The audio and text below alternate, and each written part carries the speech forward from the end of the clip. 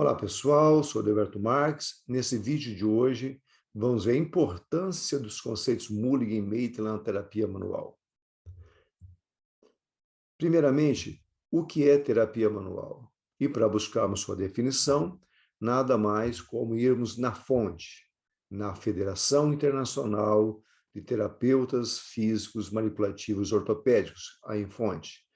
A Infonte foi fundada na década de 70, em torno de 1978, por Geoffrey Maitland, Fred Kaltenborn, Grieve e Stan Paris. Houve uma união de todos os terapeutas manuais do mundo e, a partir de aí, a Infonte foi fundada. De dois anos, ela se reúne e discutem ou tem palestras justamente falando sobre terapia manual. Vamos ver o que ela fala sobre a sua definição. É um sistema compreensivo de diagnóstico e tratamento de lesões neuromusculares envolvendo habilidades específicas, incluindo avaliação, mobilização, manipulação e educação, em conjunto com exercícios, para restabelecer o ótimo movimento, função ou reduzir dor. Bom, temos que entender algumas frases, algumas palavras. É um sistema. Se é um sistema, existem vários conceitos envolvidos. E, naturalmente, os conceitos têm um fundamento, através de uma avaliação, um diagnóstico e o seu tratamento. E o importante, ele busca lesões neuromusculares, ou seja, tem todo o sistema muscular e todo o sistema neural envolvido, através das habilidades específicas que cada um desses conceitos propaga. Então, um resumo, um sistema de avaliação, técnicas de mobilizações, técnicas de manipulações, educação, que é importante, e mais exercício. Todos os conceitos fornecem isso, cada um com seus detalhes.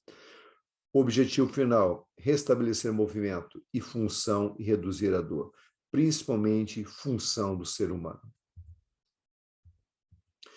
Em cima disso, para nós realizarmos uma boa avaliação, o embasamento desses sistemas, o raciocínio clínico faz presente.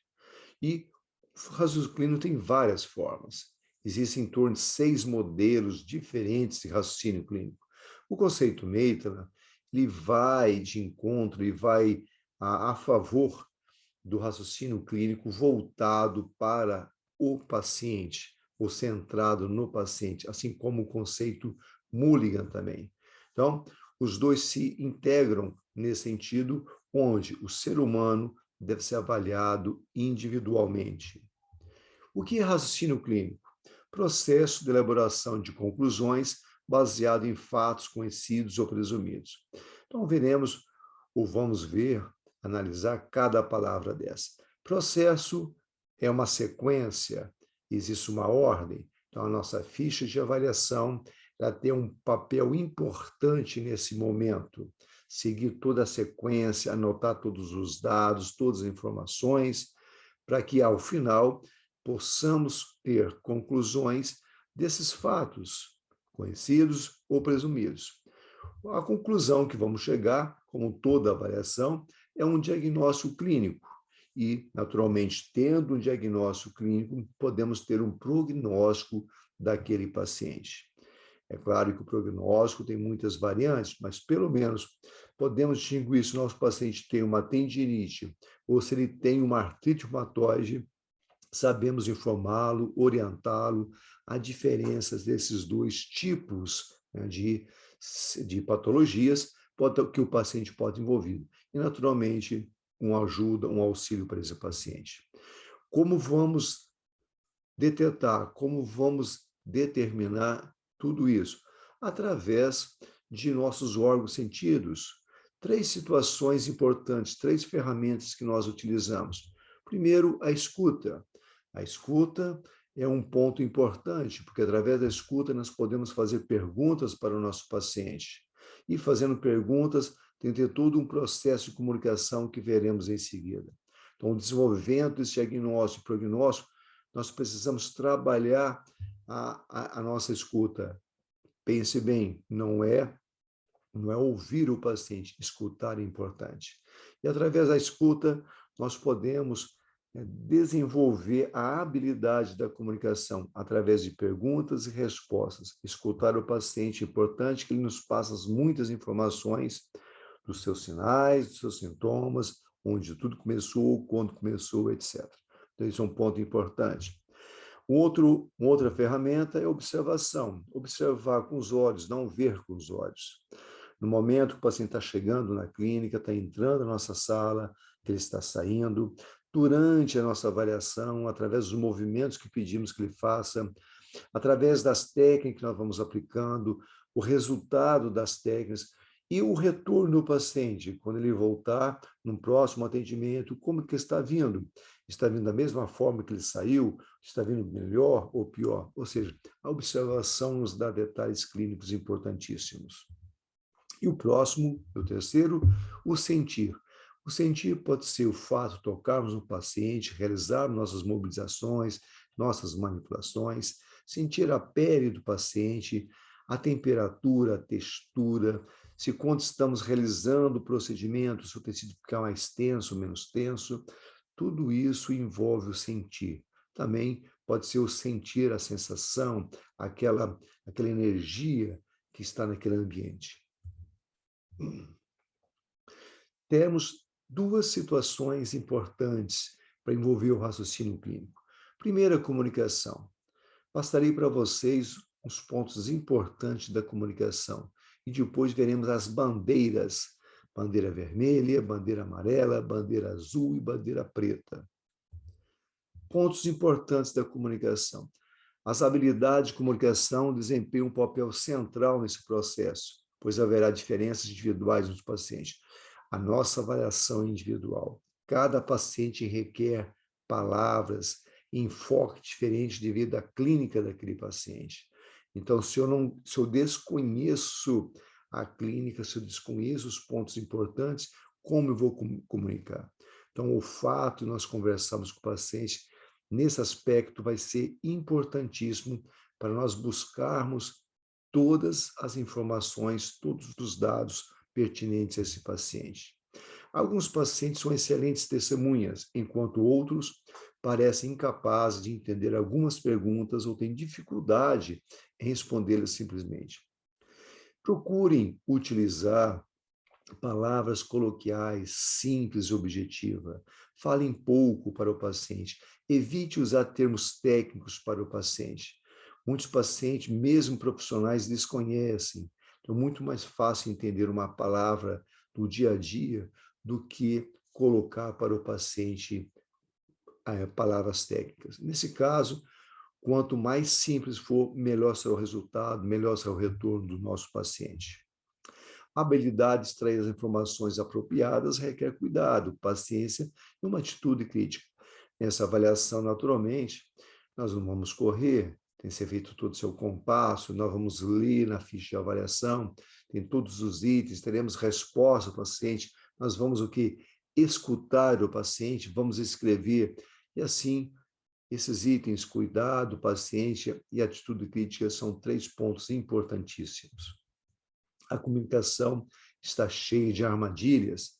Essas armadilhas podem ser criadas por nós mesmos. Nesse momento, ao que vamos perguntar para o paciente, devemos tomar maior atenção, justamente pode levar a avaliação para um caminho não desejado. E dessa forma, o retorno também não será as informações desejadas. Então, é o cuidado que devemos ter com os pacientes. Faça o simples, faça objetivos e, com certeza, o resultado será ótimo. O fisioterapeuta não pode ou pode não formular a pergunta de uma maneira que expresse claramente o objetivo da pergunta.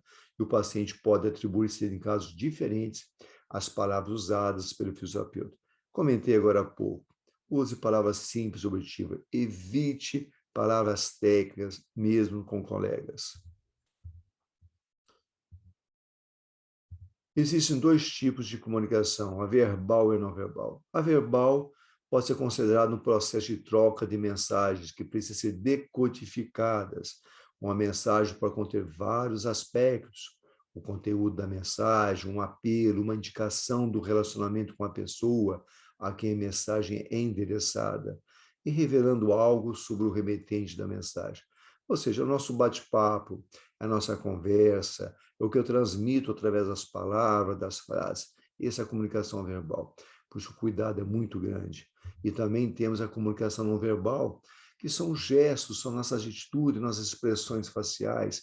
Também deve-se tomar todo cuidado.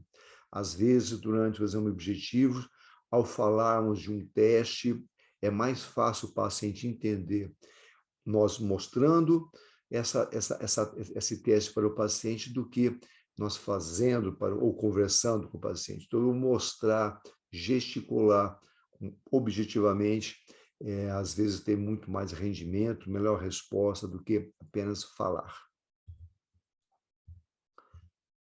Frases-chave, palavras-chave, gestos-chave. Isso precisa de atenção durante todo o processo de fisioterapia. Se for feito e reagir, o fisioterapeuta pode receber informações importantes nos procedimentos de avaliação e reavaliação. Além disso, elas podem ser pistas indicativas do mundo de pensamento, sentimentos e emoções do paciente, que pode estar contribuindo para a incapacidade contínua devido à dor. Então, extrair do paciente o máximo possível. Mas como eu extraio isso? É naturalmente usando palavras-chave, palavras que têm uma relação direta com aquilo que o paciente está pensando ou está guardando na cabeça, que ele não sabe expressar. Então, nós somos os detentores disso. Nós vamos buscar no paciente, através dessas palavras-chave, ou gestos, ou frases, informações pertinentes àquilo que o paciente, e muitas vezes é uma palavra que muda todo o contexto da situação. É o detalhe que estava faltando. Habilidade de escuta, o fisioterapeuta precisa desenvolver essa habilidade auditiva passiva e ativa para permitir o desenvolvimento de um clima em que o paciente se sinta livre para revelar qualquer informação que pareça relevante. Comentei agora há pouco a importância no raciocínio de saber escutar o paciente. Cada palavra que nos fala é importante. Isso só vai nos habilitar a ter respostas, através das suas respostas, a desenvolver esse raciocínio através das informações que estamos buscando do nosso paciente. Espelhamento é uma técnica de comunicação. Ela pode ser empregada pelo fisioterapeuta para orientar o paciente a uma maior conscientização em relação ao uso do corpo, postura ou elementos da experiência individual ou da doença. Muitas vezes começa com eu vejo você fazendo, eu ouço você dizendo. Então, muitas vezes nós repetimos algumas palavras e frases justamente para trazer o paciente para nós, né? Ou seja, trazer que tenha confiança, isso nós aproximamos de nós o paciente. Outra situação de técnica de comunicação é o paralelismo, que é importante. Técnica de comunicação com o fisioterapeuta segue a linha de pensamento do paciente, muitas vezes utilizada para confirmar um posicionamento do paciente. É uma ratificação. Nós, às vezes, concordamos em algumas situações com o paciente, justamente para o paciente saber, poxa, o fisioterapeuta, ele está me apoiando, está me acompanhando o meu pensamento. Então, isso é um ponto importante que não pode ser esquecido durante essa avaliação. E a relação terapeuta-paciente tem que ser distinta de uma relação pessoal. A comunicação e o desenvolvimento consciente de um relacionamento terapêutico são considerados elementos importantes para melhorar o clima em que o paciente pode aprender, desenvolver a confiança e recuperar todas as funções. Então, no fato, nós tocarmos o paciente, conversarmos com o paciente, isso é o grande cuidado. Não ter nada pessoal, e sim apenas profissional. Poderes maneiras eu coloco ainda nesse item, porque durante essa comunicação, nós devemos perceber, captar se esse paciente tem algo, né, que envolva os pontos do sistema biopsicossocial. E bandeiras amarelas está inclusa nesse sistema. Aí o paciente não tem apenas um aspecto mecânico, uma lesão de aspecto mecânico, mas tem também um comportamento emocional ou social, ou que seja. Veremos o próximo item, justamente isso, a questão das bandeiras, a importância de nós sabermos os tipos de bandeiras que existem e qual o procedimento que nós tomamos diante de uma dessas bandeiras. Portanto, para terminarmos, nunca cometa esse erro, nunca presuma nada no paciente, nunca ache nada até que termine toda a avaliação do paciente. Quando você escrever diagnóstico diferencial, diagnóstico do paciente clínico ou sinal comparável, conforme chamamos, é porque você fez todo esse processo. Achar que o paciente tem isso, aquilo, é chute, e isso não ajuda no tratamento do paciente. As bandeiras de alerta são performam grande parte do processo de avaliação, é identificar as histórias clínicas, estado de bandeiras amarelas, com advertência, ou vermelha, com aviso dos sinais e sintomas do paciente. Então, isso faz parte, né, desse processo do exame subjetivo. Nós estamos buscando palavras que tenham uma relação direta com essas bandeiras, porque cada bandeira mostra algo a mais que esse paciente tem, e esse algo a mais certamente não é mecânico, foge da nossa alçada, trabalhar com os pacientes no primeiro momento. Então, temos que identificar isso durante a avaliação subjetiva. Uma bandeira amarela é um sintoma de advertência que sinaliza: diminua a velocidade, não corra, pare um pouquinho e pense na necessidade de investigação. Já um sintoma com bandeira vermelha requer uma atenção imediata, pessoal. Seja para buscar outras perguntas, ou tentar identificar o problema do paciente, ou já fazer alguns testes de diagnóstico diferencial, ou fazer uma referência apropriada a uma outra situação. Ou seja, já envolve uma causa provável não mecânica do nosso paciente. E a presença de uma única bandeira, tanto amarela quanto vermelha, não costuma ser motivo de ação médica imediata. Então, cada sinalizador de advertência ou de aviso deve ser visualizado nesse contexto de toda a pessoa, da idade da pessoa, do seu sexo, a história clínica pregressa, fatores e riscos conhecidos, o uso de medicamentos que é importante e a apresentação clínica atual desse paciente ou desse cliente.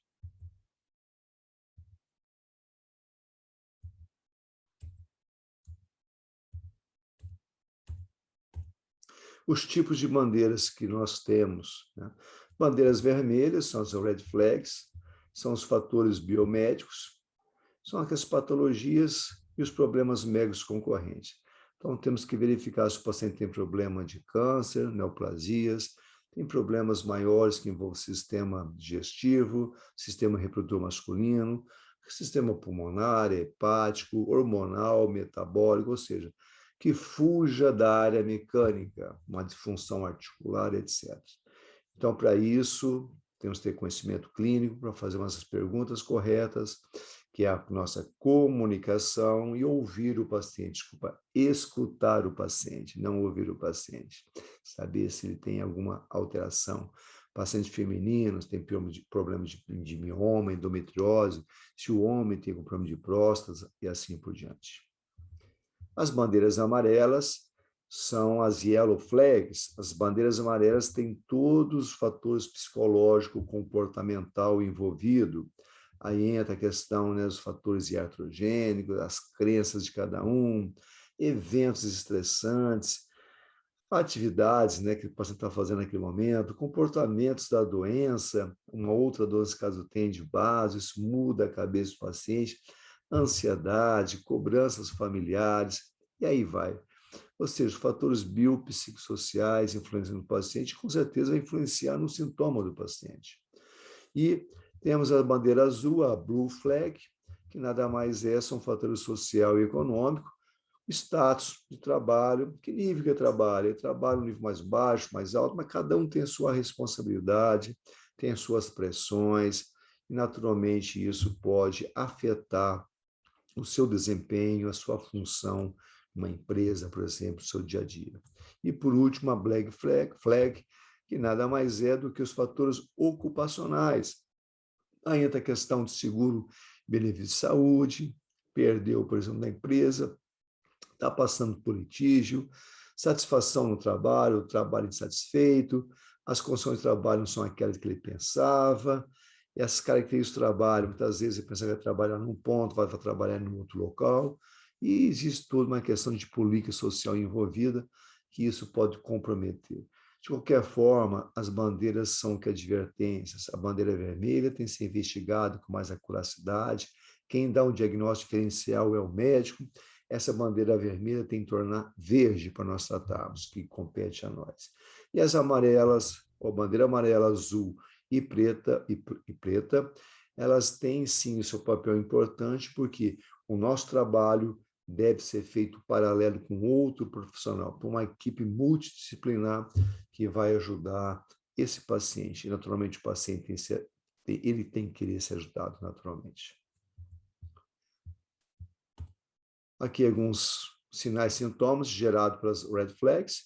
Então, nenhuma causa conhecida, etiologia desconhecida, início insidioso, sintomas não aliviados pela fisioterapia, a intervenção é uma bandeira vermelha. Então, nesse caso, pessoal, não se sabe nada do paciente. Esse paciente veio fazendo todas as perguntas e ainda não se tem uma ideia clara, assim, ainda existe uma nuvem que envolve esse paciente. A intervenção fisioterapêutica não altera o quadro clínico, o cliente pode piorar. Então, é feito trabalhos e não muda nada, nem piora, nem melhora, fica na mesma, às vezes até piora a clínica do paciente. Então, ele tem que ser investigado. Sintomas que melhoram após a fisioterapia, mas depois piora, isso é um cuidado enorme, né? Pode ser que nós exacerbamos em tratamento e pode ser que realmente aquilo teve um efeito esporádico, momentâneo, e de repente volta com carga total, com muito mais intensidade. Aqueles pacientes têm perda ou ganho significativo do peso, sem esforço algum, sem fazer dieta, mais de 10% do peso corporal em 10 a 20 dias. Então, tem que ser visto, tem que se dado um diagnóstico diferencial pelo médico. Apresentação gradual, progressiva ou clínica de sintomas, ou seja, o sintoma vem perdendo, vem aumentando até estourar ou ficar no estado crítico para o paciente. São sintomas que não aliviam por descanso, mudança de posição, e nenhuma posição é confortável para o paciente. O outro dado importante, tome cuidado, situação inflamatória, a história clínica mostra, teve um trauma, etc., um pós-operatório. Se aliviado pelo descanso, mudança de posição ou aplicação de calor, com o tempo, esses fatores de alívio já não reduzem os sintomas. Então, são situações que, no momento, a posição deitada ajuda a aliviar, daqui a pouco não serve mais, aumenta, ficar sentado, daqui a pouco em pé e assim por diante. Os sintomas parecem desproporcionais à lesão, não se encaixam no mecanismo mecânico ou padrão neuromusculoesquelético. São aquelas condições em que o paciente, né, ele apenas toca, o tocar já causa uma dor terrível, ou seja, aquele toque não foi motivo de uma agressão estrutural local. Então, tem alguma coisa subjacente levando essa amplificação dos sintomas do paciente. Sintomas bilaterais, isso é importante, que pode ser coluna, mas também envolve o sistema, a parte sistêmica do paciente, como edema, dormência, formigamento, parestesia, etc. E algumas situações, alterações da pele, da coloração da pele. Na terapia manual, nós tivemos vários pensadores que nos influenciaram e influenciam até hoje.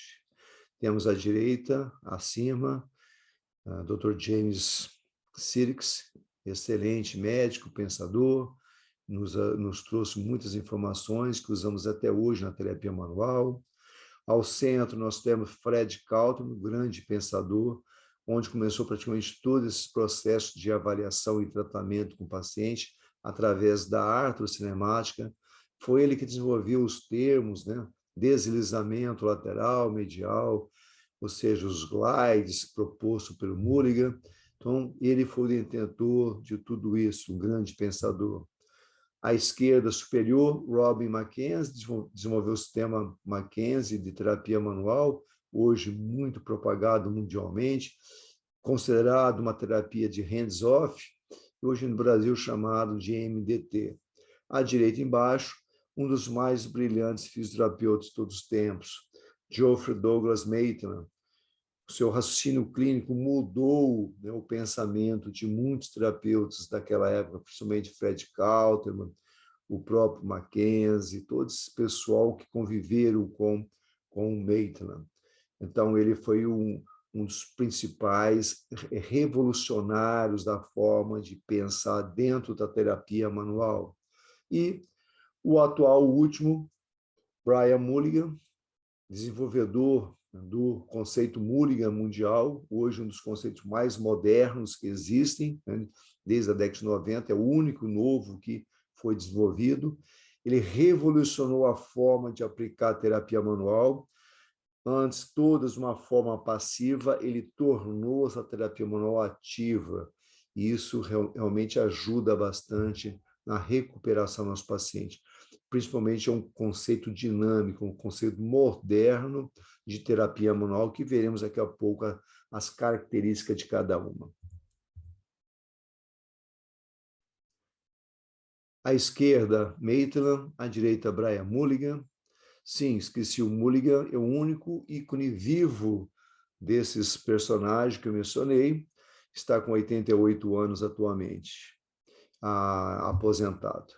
Então, o sistema de avaliação, os dois usam sistema subjetivo e objetivo, sendo que o Maitland tem todo um procedimento claro e a base da avaliação da nossa terapia manual, onde nós, quem segue essa linha, o Maitland tem que estar em primeiro plano, naturalmente, e no Mulligan utilizamos o exame subjetivo e objetivo, principalmente resposta sintomática do paciente, o que nós precisamos para atender o nosso paciente.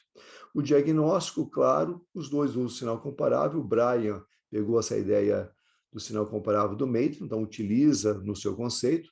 Sinal comparável é o nosso diagnóstico clínico, é a pior situação clínica do nosso paciente. As técnicas de mobilização e manipulação, utilizada pelo Maitland, e de mobilização pelo Mulligan. Tipos de mobilizações. O Maitland usa a mobilização passiva oscilatória, acessória ou fisiológica. O Mulligan usa o sistema de mobilização sustentada, que vem do Fred Kauterman. E temos duas técnicas que utilizam a mobilização oscilatória do Maitland. Os graus de mobilização, no caso do Maitland, grau 1, 2, 3 e 4 são mobilizações, e o grau 5 são o quê? Técnicas de manipulação. E um conceito Mulligan não há graus de mobilizações, que é tudo sustentado. O tratamento é passivo do Maitland e do Mulligan é ativo com participação do paciente. Aí está o grande diferencial. Enquanto Maitland, Kauterman realizam técnicas passivas, o Mulligan utiliza do movimento paciente a parte ativa, mais a parte passiva, que é a artrocinemática. Tudo que nós fazemos sem dor durante essas mobilizações, tanto do Maitland quanto do Mulligan. Cadeia cinética. O Maitland, a princípio, é muito cadeia cinética aberta, é numa maca deitado, numa maca de cubo ventral, lateral, supino. De qualquer forma, nós podemos adaptar a sua técnica de cinética fechada, como faço em alguns pacientes. Já o Mulligan, existe a grande maioria cadeia cinética fechada, ou seja, o funcional do paciente. Uma ou outra técnica utilizamos cadeia aberta. A reavaliação no Maitland após a aplicação da técnica. Mobilizamos passivamente, depois retestamos. O Mulligan não existe isso, é simultâneo. Enquanto estamos realizando a técnica, o paciente está realizando um movimento que detentou o sinal comparável gerador do sintoma. E a dor somente pode ser causada no grau 4 do Maitland, é uma exceção. Todos os graus não pode ser causado dor durante suas mobilizações. Somente o grau 4, com uma condição que nós provocamos esse sintoma dor. E durante a mobilização pode durar em torno de 20 segundos até zerar. Não pode aumentar o sintoma. Com isso, nós abandonamos a técnica proposta. O conceito Mulligan, trabalhamos sempre som dor no curso básico. No avançado, nós ensinamos o PRP, que é o Pain Release Phenomenon, que basicamente o conceito é o grau 4 do conceito Maitland. é o único que pode sentir dor, com essa exceção que é provocada por nós e tem essa condição, obrigatoriamente, nos próximos 20 segundos de mobilização, tem que diminuir e zerar o sintoma. O conceito Mulligan, ele desenvolveu uma situação que nós chamamos de Tweaknology, que é o estudo dos detalhes, né, dos pequenos movimentos. E dentro do conceito, a dor é um requisito para mudanças. Assim como no Maitland também é utilizado isso, e nas várias teorias, nos vários conceitos. Mas principalmente no Mulligan, que o Mulligan colocou essa ideia, ou alguns professores, a dor é realmente um motivo para mudar. Quem não muda em alternativas para o nosso paciente realmente está um pouco fora, defasado desse sistema. E como mudamos isso? Não mudamos porque vemos que nós fazemos algo mecânico e voltamos lá para o colégio. O vetor força que é empregado no paciente tem duas variáveis, a variável direção ou sentido e a variável intensidade. Então, para mudar essa condição de dor, nós vamos mudar o que? A intensidade da força empregada, mais ou menos, ou vamos mudar o sentido, a direção, para encontrar o melhor ângulo para zerar o sintoma do paciente, ou até zerar o sintoma do paciente. Se não deu certo, somos honestos, não temos nenhum problema, nós mudamos a técnica, procuramos uma outra solução para o paciente. Brian Mulligan desenvolveu o que nós chamamos de pílula, pills. Tudo que nós fazemos é livre de dor, pain-free. O efeito, pessoal, tem que ser imediato, instant effect. Agora, o importante é o long-lasting, que é a durabilidade que nós fazemos. Não podemos aplicar uma técnica sem dor, um efeito imediato, mas daqui a poucas horas volta tudo a estaca zero. Não estamos tratando a causa do problema. Tem algo ainda por detrás que nós não vimos, nós não observamos no nosso paciente. Para que eu possa prescrever uma pílula correta, certinha, tudo mais, eu tenho que saber o quê? A situação que o Brian Mulligan deu, que nós chamamos de CROCS. CROCS, as letras têm todas as palavras para cada uma. As contraindicações, o C, que são as bandeiras vermelhas, confidência, a confiança que o paciente tem em nós, o R de repetições, é claro, o natural tem que se repetir para que o corpo entenda que aquilo é benéfico, o cérebro processa tudo isso. O O de overpressure, que é usado em final de ar com movimento sem dor. As técnicas do Maitland são oscilatórias. Usamos a comunicação, que é um ponto fundamental, que foi o próprio Maitland que desenvolveu isso, colocou como arcabouço uma pedra angular para o seu conceito e nós utilizamos na terapia manual, na fisioterapia como um todo. E principal, o outro C, é a cooperação do paciente. O paciente tem que cooperar, ele tem que querer ficar bom. O K de knowledge, conhecimento. Conhecimento se adquire estudando, adquire fazendo curso, lendo artigos, e adquire também praticando no paciente, com a experiência clínica. É um conhecimento que poucos têm, só adquire quem trabalha com o paciente errando e aprendendo. O S de sustain, que é sustentado, a grande maioria das técnicas do conceito Mulligan. O skill, a habilidade e a prática. Não adianta ser um excelente teórico se não bota a mão na massa. Então, a prática é importante. O sense, eu senti, já comentei agora há pouco. E súbito, isso é importantíssimo. As nossas técnicas são sutis. Nós não forçamos nosso paciente. Hoje em dia, depois de 27 anos como profissional, eu vejo que cada vez menos força, melhor o resultado para o nosso paciente. Agora apresento algumas técnicas para exemplificar o que nós vimos aqui. Isso terá condições de começar a trabalhar todo esse sistema. Bom, pessoal, essa é a técnica pé central. É uma técnica indicada para sinais e sintomas, central bilateral. Então, geralmente, nós vamos posicionar a mão dessa forma, que se forme para contato com o processo espinhoso. O terapeuta aproxima bem próximo do paciente do externo sobre a lesão. Primeiro movimento, deixamos nosso tronco cair, sentimos uma resistência, voltamos, iniciamos o processo de oscilação. Então, nessa técnica, oscilamos 60 vezes, 60 mobilizações em 1 minuto. Se o paciente referir dor, nós mudamos o ângulo até que a dor do paciente desapareça, ou mudamos a força de mobilização. Terminada a técnica, nós posicionamos o paciente em pé e pedimos que ele faça o sinal comparado. Então, dessa forma que funciona o conceito Maitland. Primeiro passivo, 60 mobilizações, grau 3, 4 e 5 manipulação, grau 3 de 4. Em seguida, obrigatoriamente retestamos o paciente. Nós não fazemos mais. Deu certo, voltamos mais uma de 60. Colocamos em pé, retestamos. E a terceira vez, 60, colocamos em pé, retestamos. Esse é um protocolozinho utilizado pelo conceito Maitland. Vejam agora o conceito Mulligan, como funciona. O mesmo paciente, com os mesmos sintomas, a escolha é de cada um, de acordo com o que cada um tenha em mãos como ferramenta. No Mulligan nós chamamos de snags lombar. Bom, já no conceito Mulligan, o tratamento para a coluna vertebral, a mesma que nós vimos para o Maitland, é bem diferente. Nós agora vamos trabalhar justamente o movimento ártico-cinemático mais o movimento ativo do paciente. Ele refere um sintoma, que é o sinal comparável, flexionando o tronco.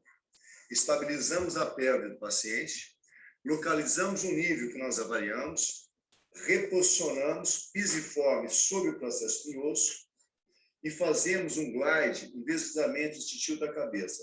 Sustentamos, já é diferente do conceito Maitland que oscilamos, sustentamos e pedimos que o paciente realize o movimento do sinal comparável. Nesse caso hipotético, uma flexão. Flexione o tronco, por favor, e acompanhamos o movimento. O objetivo agora dessa técnica é realizar o movimento, pode voltar, é realizar o movimento de flexão sem dor. O conceito Mulligan, que trabalha sempre o movimento ativo ou funcional do paciente sem dor. Vocês observem a diferença de um conceito para o outro, onde um é passivo e o outro ativo funcional do paciente.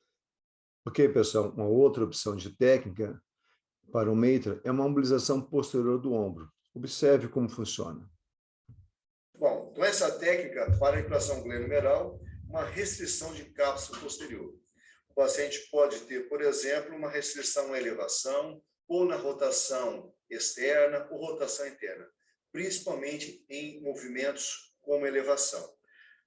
A escápula apoiada à maca, a articulação rente à maca, no máximo 45 graus de elevação ou de abdução, cotovelo 90 graus, estabilizamos o cotovelo do paciente. A nossa mão na cabeça do húmero, aproximamos o nosso cotovelo, o antebraço, alinhado no sentido do pé que está à frente. O primeiro movimento, sentimos a resistência, voltamos um pouco, iniciamos a mobilização 60 vezes, conforme preconiza o conceito Maitland. Sentir dor, mudamos o ângulo. E para o conceito Mulligan, MWM do ombro. Já no conceito Mulligan, trabalhamos essa articulação já com movimento ativo livre. Então, o paciente vai realizar uma elevação no plano funcional, 45 graus. Nós estamos na diagonal contralateral à lesão.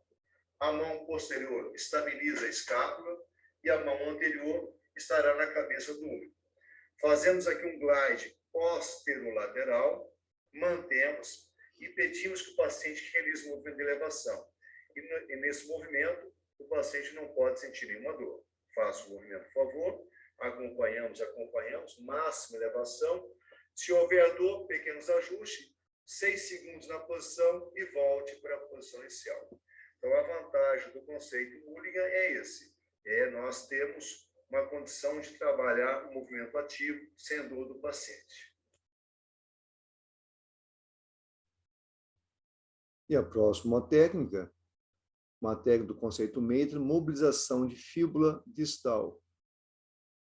Mobilização de fíbula distal em posterioridade. Paciente supino, crista tibial alinhada no teto. Nós estabilizamos com a mão interna a tíbia, a mão externa, calcanhar da mão, no aspecto anterior do maléolo lateral. A mobilização aqui, no caso, uma mobilização posterior. Ou seja, nós temos uma lesão anterior de fíbula distal. Buscamos o melhor ângulo, de tal forma que o paciente não sinta dor. Da mesma forma, 60 mobilizações.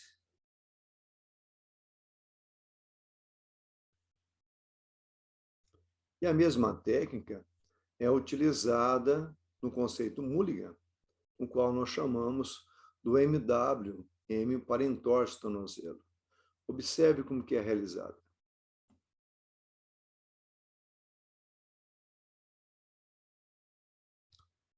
Está fazendo um teste, nós sustentamos a posteriorização, o paciente realiza o mecanismo lesional que é a plante com inversão, e agora nós forçamos, fazemos um overpressure sem dor. Lembrando que todas as técnicas são utilizadas, são realizadas sem dor. Nesse caso, deu certo a técnica, o conceito Mulligan ainda oferece a possibilidade de imediatamente colocarmos um tape de reposicionamento no nosso paciente. Isso vai ajudar bastante nesse processo de cura tecidual. Está sendo realizado com 2 terapeutas, mas pode ser feito com apenas um terapeuta. É um tape rígido, que é posicionado, né, com 2 camadas. Ele fica, no primeiro momento, 48 horas, e a partir de 48 horas, ele é reposto de 5 em 5 dias, até a alta do paciente. Então, o objetivo do nosso tape é realizar um reposicionamento daquela falha posicional que o paciente teve durante a avaliação, descobriu uma falha posicional. Nesse caso, a fíbula estava numa posição de inferioridade e de anterioridade. Nós reposicionamos no sentido posterior e superior, onde zerou o sintoma do paciente. Bom, pessoal, essa é a mensagem que eu passo para os colegas. Fizemos a comparação dos 2 sistemas, que é amplamente utilizado no mundo todo por terapeutas manuais, que é o conceito Maitland, que tem um foco de avaliação, tem um foco do raciocínio clínico, é utilizada por a grande maioria para quem segue essa linha de pensamento. E o conceito Mulligan, um conceito moderno, onde nos dá várias possibilidades de utilizar técnicas em qualquer campo de trabalho. E, naturalmente, o paciente está ali ativo, realizando aqueles movimentos, e nós vamos buscar uma posição tal ali na parte passiva que zere o sintoma desse paciente. Eu coloco essa mensagem.